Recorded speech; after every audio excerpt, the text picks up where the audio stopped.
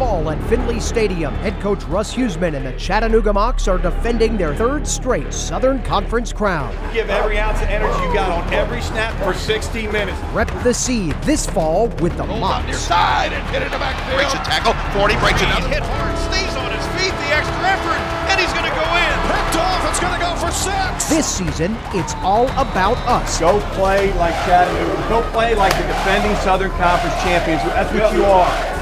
Welcome to Inside Chattanooga Football with head coach Russ Huseman and the voice of the Mocs, Jim Reynolds. Inside Chattanooga Football is sponsored by Allegra, 24-hour relief from indoor and outdoor allergies. Coca-Cola, Chattanooga Coca-Cola Bottling Company, the world's largest Coca-Cola bottler. FSG Bank, a division of Atlantic Capital, proud to be the official bank of UTC Athletics.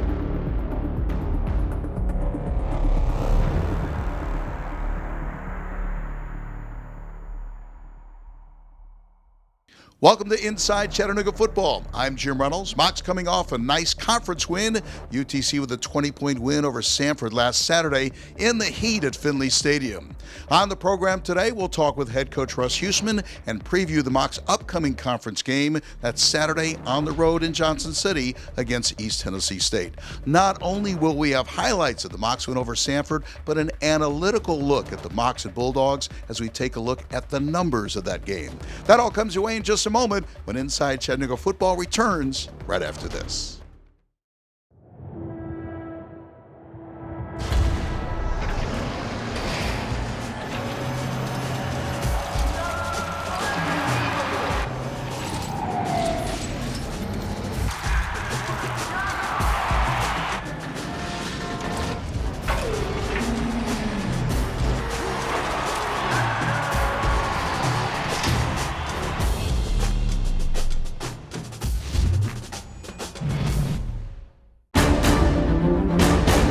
Honoring all-around excellence in men's and women's collegiate competition.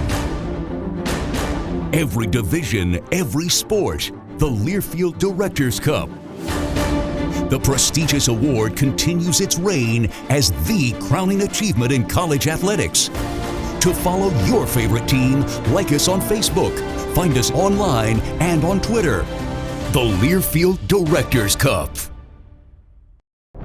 This segment of Inside Chattanooga Football is sponsored by Allegra, 24-hour relief from indoor and outdoor allergies. You know, we're going to have to play better than that. I think I've said all along that I thought Samford was one of the best teams in the league, and after watching them on film, I still believe that. I think I even may pick them 1 or 2 in the league this year, coming into it in the preseason polls. So they're very talented. They've got some great skilled kids all the way across the board. I think their wideouts are as good as anybody's in the country. They can run, very talented, can make you miss. I love the quarterback. I think he's an excellent player, and he showed it last year when he came in the last 5 or 6 games and really helped them turn that thing around last year, and he's playing at a high level this year. So we understand that they can pitch and catch it. They're really big up front, physical up front. So it'll be a big test for our defense this year, no question about that. And then defensively, I think they've got one of the best defensive coordinators around.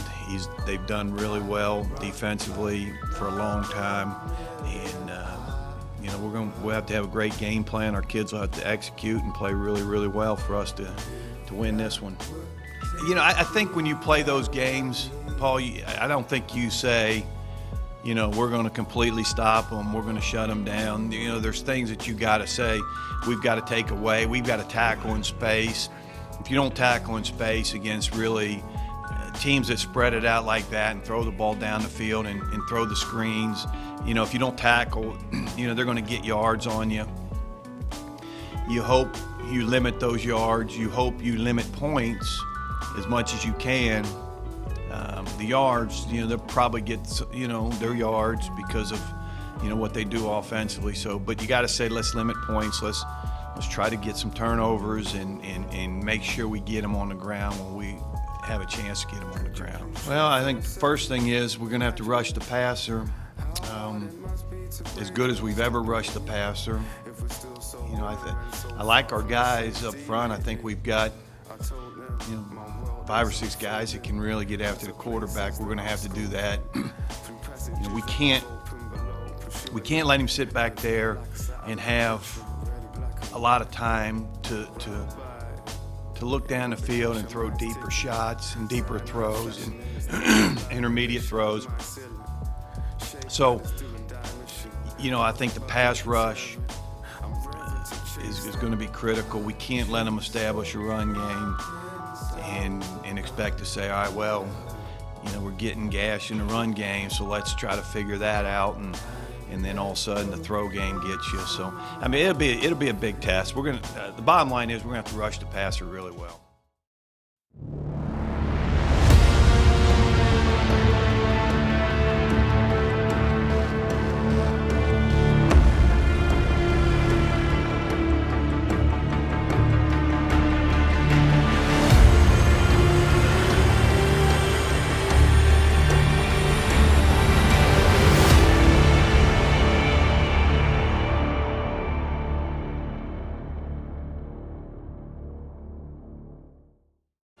There's nothing more exciting than watching the Mocs win. It's the result of teamwork and effort.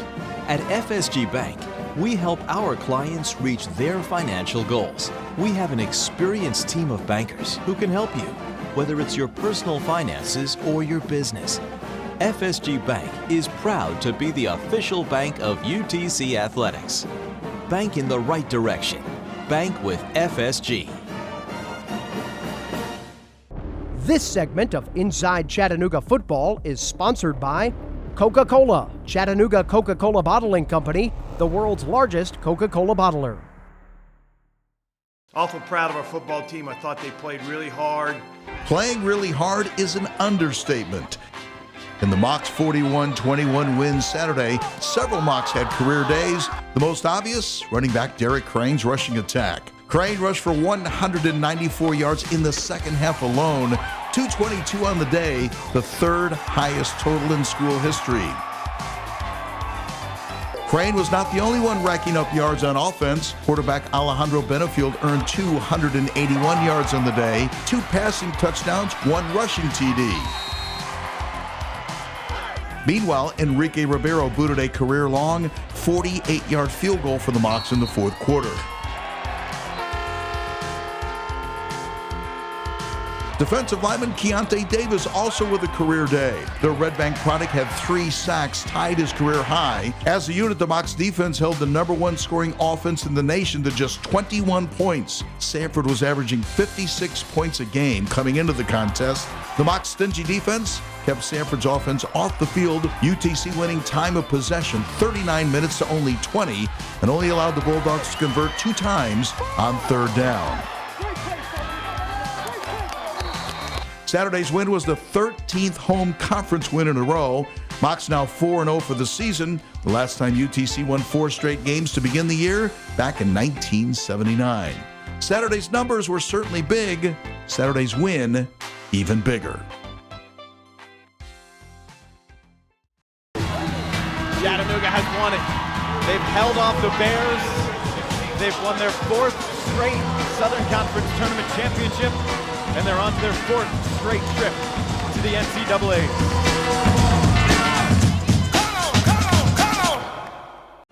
There's nothing more exciting than watching the Mocs win. It's the result of teamwork and effort.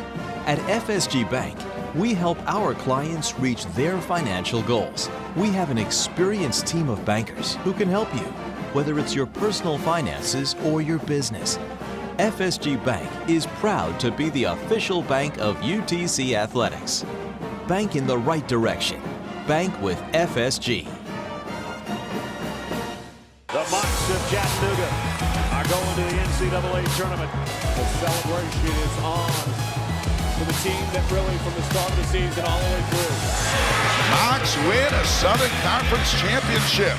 Regular season champs, coach of the year, Southern Conference tournament champs, and win number 29.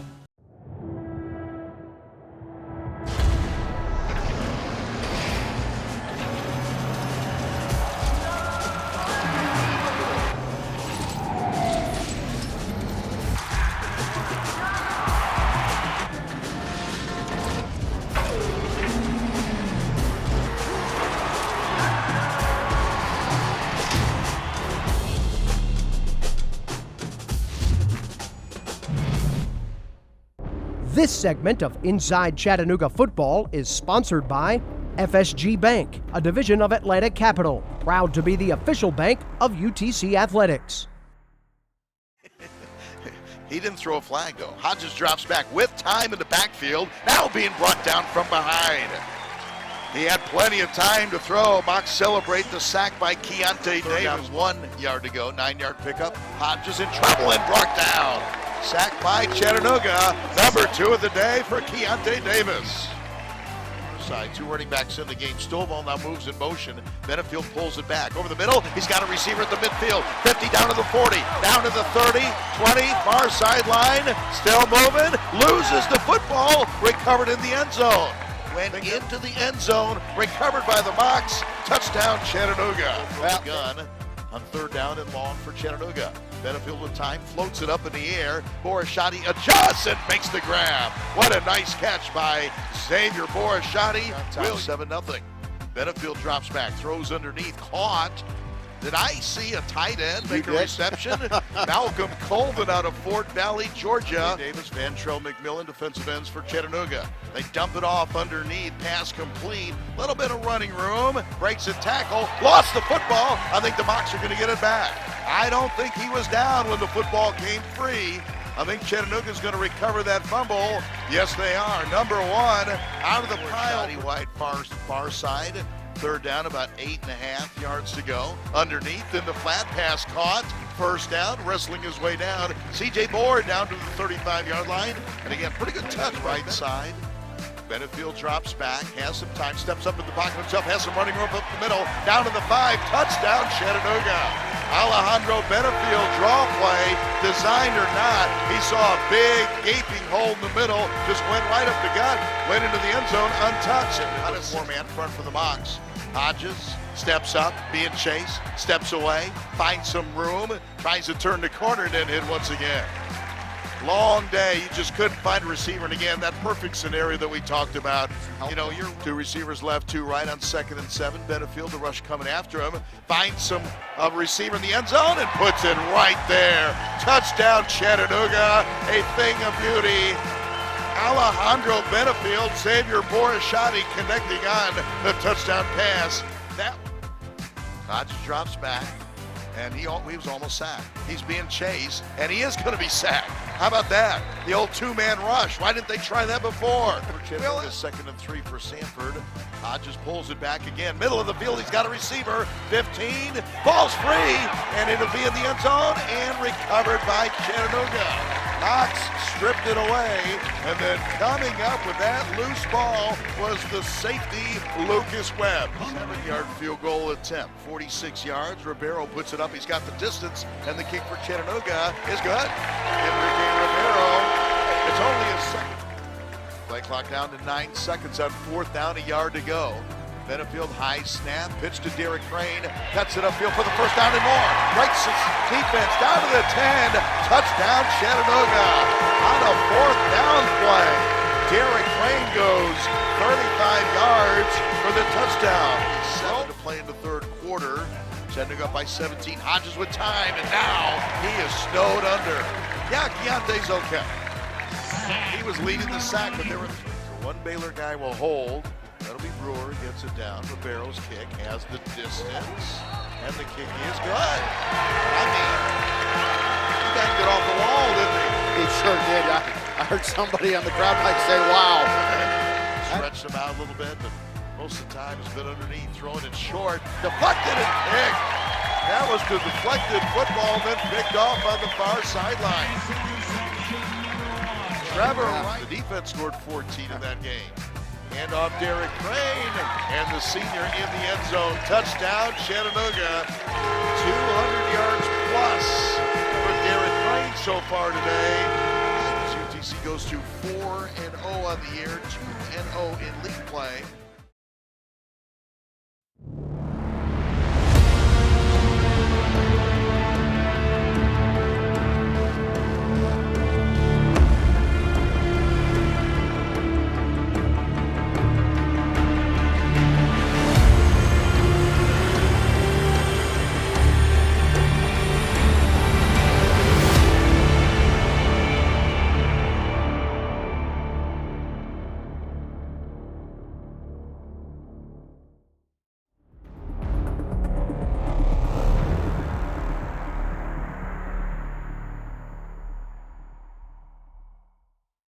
Welcome back to Inside Chattanooga Football. I'm Jim Reynolds, now joined by Mocs head football coach Russ Huesman. Mocs coming off a conference win to improve to 4-0 overall, 2-0 in league play. Nice win over Samford on a hot afternoon. Yeah, it was a big win for us. The heat did play a role in it. We had a couple guys had to go in and get IVs in the third quarter. C.J. Fritz, Keontae Davis. It was a hot day, but thank goodness we got it done. You made it hot for Samford a couple of times, jumping out to a 21-0 lead. That makes you feel better, I'm sure. Yeah, I mean, getting up 21-0. We were playing great defense in the first half, and then we gave up that drive. That was helped by a late hit call, right before the half there. So a little disappointing there, but, to get the 21-point lead was big early. We had talked about Samford's short passing game, trying to alleviate the pass rush, but you got to the quarterback 5 times on the afternoon. I thought that was awfully big. Yeah, and it could have been more. How about that? Yeah, when we flushed him out of the pocket a few times, and our guys got after it pretty good. And we can rush the passer. We've got some guys that can run, no question. But we knew we had to tackle on the perimeter. We knew that ball was going to come out quickly. And for the most part, I know they got the one big pass on us, for the touchdown there, and the kid makes a great catch in the corner of the end zone. But other than that, I think for the most part, we got him on the ground like we were supposed to. Just talking to some of the corners, you mentioned C.J. Fritz a moment ago and Trevor Wright. I think those two looked forward to the challenge of facing that passing attack. They both played really well. I was proud of both those guys. C.J. was into the boundary pressing most of the day and did a great job there. And then Trevor, I think Trevor's getting healthier and healthier every day, and he looks like it. He looked like a really good DB Saturday. All right, talk about the Mocs offense. Who did, obviously, Derek Crane. And again, it was kind of funny. After the game, we had talked about Derek Crane with 222 yards. And I think both of us were a little bit surprised to see that number. Not that he didn't gain yards. It was steady throughout the afternoon. But he didn't have that 80-yard, breakaway that you usually see when someone gets over 200. Yeah, Jay told me that after the game when I was walking in the locker room. He said, "Oh, by the way, Crane had 222." I said, "Are you kidding me?" But you just never know about him. He just grinds it out. The one thing too, no negative yardage plays for him. Tough player. He deserves everything he gets. What a great person, fantastic family, and so awful proud of him and what he's accomplished. And the offensive line should get some credit. I try to ignore those guys, and you usually won't let me. They actually did a good job. Even though we had to shuffle some people around during the course of that game with Hunter Townsend, not 100%, and then I can't remember, somebody else came out at some point in time. So our offensive coaches and Adam Ross did a great job of getting guys in the right spot. And I think we may have warmed down a little bit towards the end of that game. All right, at East Tennessee State this Saturday, kind of renewing that rivalry. We've had the rivalry in basketball a couple of times, now back in football at their place. Yeah, it should be interesting. It should be fun. I think, when they were talking about bringing them in the league, I was all in favor of it. I think it's a natural rivalry for Chattanooga. We don't really have one right now that we can say this is who we hate, they hate us, and it just seems like this is a natural rivalry. It was when I was playing here, and I'm looking forward to a bunch of great years playing East Tennessee State. They do hate us in basketball. I can tell you that for an absolute certainty. Well, I remember those days too. Now, no question about that. I'm just talking about football, but I do remember the basketball days back in the day. And again, they're going to get it going. They've actually probably way ahead of where they should be. I mean, to beat Western Carolina, the second game of the year, to beat Kennesaw State after losing 56-something the year before, that'll tell you how quickly they're moving this thing forward and doing a great job. And just watching them on film, they've got good players now, and they're well coached. And it'll be a challenge for our guys, no question. They were held to less than 100 yards against Wofford last Saturday.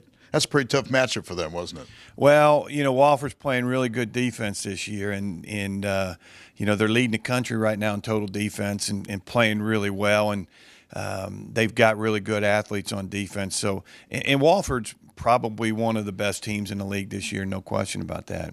Mocs in Johnson City, that's a 12 noon kickoff on Saturday. UTC and East Tennessee State renewing that rivalry in football. And we'll have highlights next time on Inside Chattanooga Football. Inside Chattanooga Football has been brought to you by Allegra, 24-hour relief from indoor and outdoor allergies. Coca-Cola, Chattanooga Coca-Cola Bottling Company, the world's largest Coca-Cola bottler.